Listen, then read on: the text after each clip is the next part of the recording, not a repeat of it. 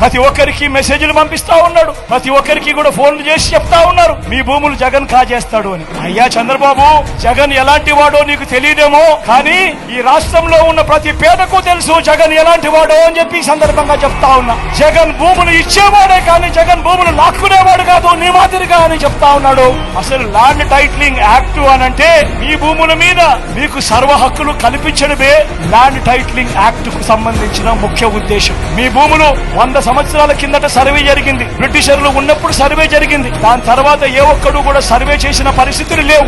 ఎక్కడా కూడా 15,000 గ్రామ సచివాలయాలలో 15,000 సర్వేలను పెట్టించి ఏ ఒక్కరు కూడా ఎప్పుడు సర్వే చేసిన పరిస్థితులే లేవు. ఆ పరిస్థితులు లేక భూములన్నీ కూడా సబ్ డివిజన్ జరక్క, భూముల కొలతలన్నీ కూడా సరిగ్గా లేక అమ్ముకునేదానికి కొనేదానికి ఇబ్బందులు పడతా ఉన్న పరిస్థితులలో ప్రజలందరూ కూడా కోట్ల చుట్టూ తిరుగుతూ, రెవెన్యూ అధికారుల చుట్టూ తిరుగుతూ వాళ్లకు డబ్బులు ఇచ్చుకుంటూ ఇబ్బందులు పడతా ఉన్నారు అని చెప్పి ఈ పరిస్థితిని మార్చాలి అని ప్రతి ఒక్కరి భూమి మీద కూడా వాళ్లకు సంపూర్ణ హక్కులు ఇవ్వాలి అని మొట్టమొదటిసారిగా 100 సంవత్సరాల కింద జరిగిన సర్వేను మళ్లీ రీసర్వే ప్రతి గ్రామంలోనూ చేయించి వాళ్ళ భూముల మీద సర్వ హక్కులు వాళ్ళకి ఇచ్చేదానికి బౌండరీస్ నాటించి రికార్డ్స్ అన్ని అప్డేట్ చేసి ఆ పత్రాలన్నీ కూడా రిజిస్ట్రేషన్ చేసి మళ్లీ ఆ రైతన్నలకు వాళ్ళకే ఇచ్చే కార్యక్రమం జరుగుతా ఉంది అంటే ఇంత గొప్ప కార్యక్రమానికి